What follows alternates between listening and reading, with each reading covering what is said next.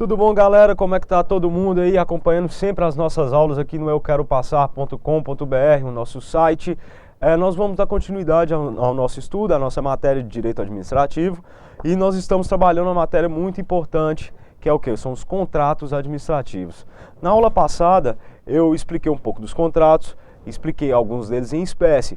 Geralmente são os que mais caem no concurso. Explicar a concessão, explicamos também o contrato de obras, como as divisões dos contratos de obras e seguintes. Hoje nós vamos estar dando continuidade à nossa matéria de contratos administrativos.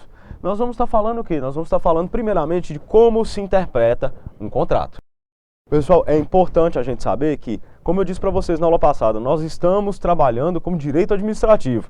Então essa interpretação que nós vamos fazer aqui, ela vai ser pautada na hermenêutica administrativa, que é o que? Nós vamos estar trabalhando com o contrato em função da sociedade. Por exemplo, nós temos princípios que norteiam os atos da administração pública, os princípios informativos, que eu já expliquei para vocês, e que alguns deles, que a grande maioria deles, vai reger a forma como que o contrato vai ser interpretado.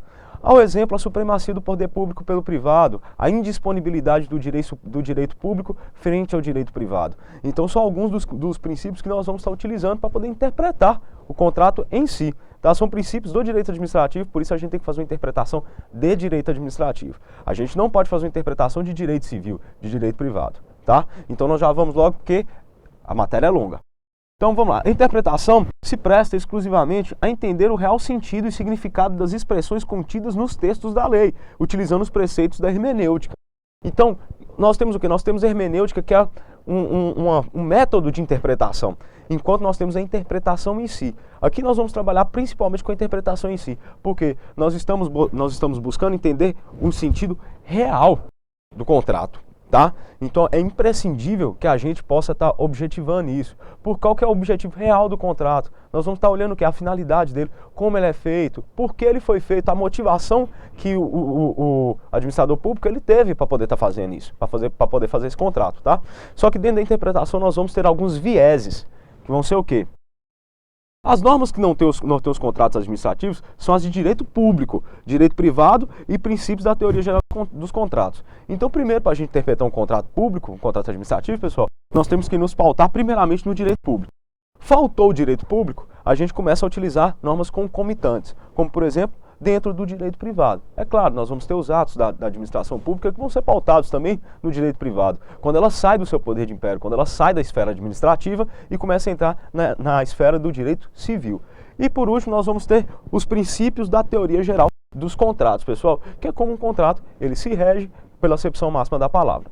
Então, nós também temos aqui mais um viezinho, que é o quê? Nesses instrumentos, se celebrados em prol da coletividade, não se pode interpretar suas cláusulas em desfavor da mesma coletividade. Então, o que é o seguinte? Por causa justamente da indisponibilidade do interesse público frente ao privado e dos demais princípios norteadores do direito administrativo, a gente sabe que o quê? Que o direito administrativo ele vive em função da sociedade. E o contrato ele foi feito em função da sociedade. Então, o que a gente tem de fazer? O que a gente não pode deixar escapar? Que o quê? Que eu não posso interpretar um contrato em desfavor da sociedade, sendo que esse contrato foi feito em primazia da sociedade, em função dela. Contrato administrativo, pessoal. Estou falando de direito administrativo. Não coloca na cabeça suas aquele contrato comum que a gente tem dos acordos comerciais simples nossos, não. Entendeu? Então nós vamos trabalhar com isso. Então nós não podemos interpretar as cláusulas de um contrato administrativo em desfavor da sociedade. Tá? Isso ali geraria uma celeuma muito grande dentro do judiciário e dentro dos doutrinadores, porque ainda existe esse tipo de interpretação, principalmente no interior do Brasil, ocorre muito a interpretação em desfavor da coletividade, coisa que não pode fazer, né? Posteriormente, nós vamos entender que os princípios informativos do direito administrativo, como eu disse, não podem ser desconsiderados pelos intérpretes, tendo em vista de se tratarem de norteadores da aplicação em prática administrativa. Então, pessoal, é o que eu disse para vocês na aula de princípios. A gente sempre tem que estar buscando interpretação com base nos princípios, porque eles são a base norteadora do direito e dessa aplicação. Então, nós vamos procurar fazer essa interpretação sempre pautada no direito administrativo e em seus princípios, tá? Então nós vamos estar falando primeiramente agora da formalização do contrato administrativo. Como se dá a formalização dele? O que é a formalização, pessoal? Vem de forma. A forma é o quê? Como ele é feito. Então a formalização, na verdade, é uma avaliação dos requisitos desse contrato administrativo para dar uma validade real para ele, para trazer essa força normativa que o contrato tem. Então, Os contratos administrativos, em regra, têm de ser precedidos por licitação, tendo como exceção os casos de inexigibilidade e dispensa. Pessoal, precedidos pela administração faz parte da formalização. Por quê? Porque é necessário para a forma correta do ato, para a forma solene do ato, a licitação, que é a forma escrita, são as pequenas vênias e peculiaridades de cada contrato, tá? Então, a regra, pessoal, é que todo contrato deve ser precedido por licitação, a regra. No entanto, na Lei 8.666, a Lei da Licitação, ela tem 3 casos para a gente de inexigibilidade e dispensa. Eles estão previstos aqui no artigo 15, 24 e 25 dessa lei, 8.666, que nós vamos trabalhar e muito, pessoal. Então, você em casa já pode abrir a lei aí para você poder acompanhar com a gente. Dessa forma, como os contratos eles são postos com licitações e tem a sua forma, o que acontece? É necessário que se coloque algumas cláusulas que são obrigatórias no contrato administrativo. Quais são elas? Primeiro, as cláusulas que definem o objeto do contrato. Isso é óbvio. Como é que você vai fazer um contrato administrativo sem estar explicando qual é o objeto do seu contrato, o que você quer contratar, o que está sendo trabalhado ali, né? Depois nós temos as cláusulas que estabeleçam o regime de execução da obra. É como a obra ela vai acontecer. Se você está fazendo um contrato em relação à obra, é obrigatório essa cláusula, porque eu tenho de entender, o administrador público e a população em geral tem que saber como vai se dar a construção dessa obra. Entendeu? Ou então a manutenção dessa obra. Por isso que ela é obrigatório. Isso também faz parte dos contratos no direito civil, né? As que fixem o preço e as condições de pagamento. É claro, o contrato ele é oneroso, então ele deve determinar como ele deve ser pago e como vai acontecer esse pagamento, a forma de pagamento, tá? Inclusive, pessoal, as formas de pagamento elas costumam estar elencadas no edital do certame licitatório, tá? As cláusulas que tragam os critérios de reajustamento e atualização monetária. Gente, isso dá um problema tão grande entre a administração pública e o particular que está fazendo a obra, porque é o seguinte, acontece geralmente das pessoas da administração pública modificar unilateralmente o contrato. Coisa que não pode acontecer, tendo em vista que aqui não existe o poder de império, aqui é um acordo firmado entre partes. Correto? Eu vou prestar o serviço, eu ganho um certame licitatório, eu vou te prestar o serviço.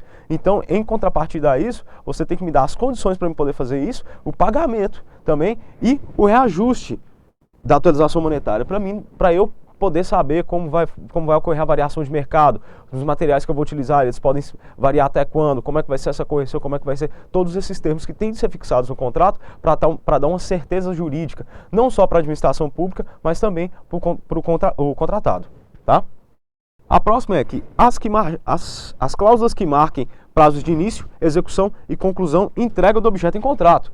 É claro, se eu estou contratando, por exemplo, a obra, eu vou estipular quando ela vai começar, quando ela vai terminar, quando ela vai me ser entregue, entendeu? E são coisas que têm que ser estipuladas. E em todo contrato a gente faz isso. Afinal, ninguém pode ficar desvalido, principalmente a administração pública. Por isso essas cláusulas são obrigatórias, pessoal, tá? E as cláusulas que apontem garantias.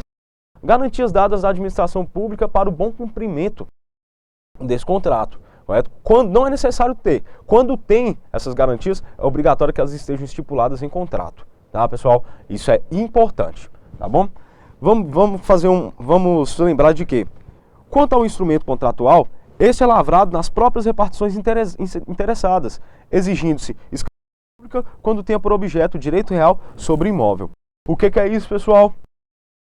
Quanto ao instrumento contratual, ele é lavrado justamente na repartição pública a qual esse contrato vai estar sendo ofertado, feito, vai estar sendo formalizado. Por exemplo, se eu tenho um contrato de manutenção de parques e jardins na cidade de Montes Claros, o que pode acontecer? O que vai acontecer em relação a isso, pessoal? Vai acontecer que o contrato ele vai ser lavrado nas próprias repartições interessadas, no caso o quê? Na Secretaria de Meio Ambiente. Por isso que é importante a gente estar ressaltado. Não vai ser cartório nem nada. O cartório ele só vai acontecer quando o quê? Quando existe escritura pública, quando tenha por objeto direito real sobre imóvel. Que é o que, pessoal?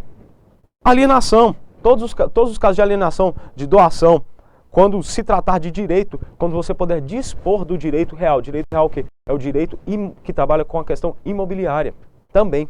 Correto? É que trabalha com os bens imóveis. Só assim, porque é o ato correto que o Código Civil determina, escritura pública no próprio cartório, tá? Só nesse caso, pessoal, viu? Contratar de direitos reais sobre imóveis. Se você vê a administração tratando compra de imóveis, é a escritura pública, tá? Então isso fica bem calmo, bem firmado na cabeça suas. Portanto, nós temos que o contrato verbal constitui exceção, pois os negócios administrativos dependem de comprovação documental e registro nos órgãos de controle interno. Pessoal, isso é o ato formal, é a forma do ato. Aqui nesse caso, a forma do ato não pode ser falada, não pode ser verbal, porque são necessários a comprovação para trazer a segurança jurídica necessária para a administração pública. Tá? A administração pública, como eu disse para vocês, ela é pautada na legalidade. Então o administrador ele não pode simplesmente fazer um contrato de boca, chamado contrato de boca, contrato verbal, porque isso aí estaria rasgando todas as garantias necessárias, inclusive as cláusulas obrigatórias que nós falamos atrás. Tá? Porque tem que estar disposto para consulta em qualquer momento, por qualquer membro da administração pública e para qualquer um dos administrados. Tá, pessoal? Posteriormente, nós temos que a ausência de contrato escrito e requisitos essenciais, bem como outros defeitos de forma, podem viciar as manifestações de vontade das partes e com isso acarretar a anulação do contrato. Então, pessoal, se eu não seguir a forma solene do contrato, que é a forma escrita, se eu não seguir a necessidade anterior de licitação e os vários requisitos que a lei propõe dentro dos contratos administrativos, nos quais nós já trabalhamos, correto? Vai acarretar o quê? Uma anulação desse contrato. Tá? Isso não implica que posteriormente você não possa fazer uma licitação posterior para o mesmo objeto. Tá bom, pessoal? Agora nós vamos trabalhar o conteúdo do contrato administrativo. Pessoal, o conteúdo é a vontade das partes expressa no momento de sua formalização. O que seria o conteúdo, então? Seria o quê? O que eu estou acordando com a administração pública. É simples assim, o conteúdo é esse. Só que dentro desse conteúdo podem existir algumas celeumas e algumas brigas em relação a como ele vai se modificar no tempo. Se vir uma situação posterior que pode vir modificar essa questão do contrato administrativo, ele vai ser necessário, tá? Então nós vamos fazer o quê? Desta forma, se torna obrigatório as cláusulas necessárias que fixem com fidelidade o objeto do ajuste e definam os direitos e obrigações. Então é necessário que essas cláusulas elas sejam bastante específicas, pessoal, para se tratar justamente do conteúdo desse contrato administrativo. É como eu disse para vocês, contrato administrativo é sempre segurança jurídica. Tá? Segurança jurídica para quem? Primeiramente para a administração pública e depois para o contratado. Tá bom? Então nós temos aqui, ó, não se admite no conteúdo do contrato cláusulas que concedam maiores vantagens ao contratado e que sejam prejudiciais à administração pública, tendo em vista o princípio da primazia do interesse público frente ao interesse privado. Então eu não posso fazer um contrato que vai ser melhor para o contratado do que para mim, porque existe uma proporcionalidade dentro desse contrato. Eu tenho que receber, eu tenho que dar uma contrapartida do tamanho da partida que eu recebo. Então não pode haver essa disparidade no contrato, tá, pessoal? Então isso é bom da gente fixar. Também é interessante elencar para vocês que o quê? Fazem parte do contrato administrativo o edital, o projeto, o memorial, os cálculos, as planilhas, adendos, erratas e todos os documentos que forem necessários para a consecução do contrato. Então é extremamente necessário, pessoal, vocês saberem que o contrato ele não é um contrato por si só, ele tem todo um número de anexos que ele carrega consigo mesmo. Se for obra, eles vão ter todos os planejamentos da obra, se for compra, vai ter todo o volume de vendas, qual é o valor de mercado, uma avaliação que vai estar necessária para a construção desse contrato. Viu, pessoal? Então, portanto, eu acho interessante vocês entenderem que o quê? Primeiramente, quando se fala de contrato administrativo, existe a questão da licitação anterior ao contrato administrativo. Pessoal, pelo amor de Deus, por que isso que tem que ter a licitação? É claro, existem o quê? As garantias constitucionais que devem ser respeitadas, existe o interesse público que deve ser zelado, a res pública, que é uma coisa importante, afinal, o direito administrativo, ele vive em função da res pública, em função da coletividade, da administração da mesma, das dosimetria das suas ações e como isso vai acontecer. A proporcionalidade, pessoal, que nós trabalhamos nos princípios do direito administrativo. Então, o que é imprescindível para vocês entenderem é que no contrato administrativo, pessoal, nós vamos ter que fazer uma interpretação baseada e pautada nos princípios, tanto constitucionais como informativos. Por isso que o princípio se chama princípio informativo. Ele vai estar dando essa informação de como todos os atos da administração pública, eles devem ser pautados. Inclusive os contratos, principalmente os contratos, pois nele nós estamos trabalhando com o quê? Nós estamos trabalhando com pecúnia, com dinheiro, nós vamos estar trabalhando com a consecução de serviços públicos que eles devem estar aí para poder atender a finalidade. Então, não adianta a gente tentar escapar disso, pessoal. Contratos administrativos caem muito em concurso, são muito cobrados, e é apenas uma iniciação para a gente poder entrar logo de sola na lei de licitações, tá, pessoal? Mas até aí nós vamos ter uma próxima aula que nós vamos estar falando um pouquinho mais sobre contratos administrativos. Eu espero que vocês nos acompanhem e que eu tenha ajudado vocês a estar desemaranhando um pouco do direito administrativo. Correto, pessoal? Fique com a gente aqui nas aulas de Direito Administrativo, no site euqueropassar.com.br. Meu nome é João Vitor e aguardo vocês na próxima aula, pessoal. Até lá!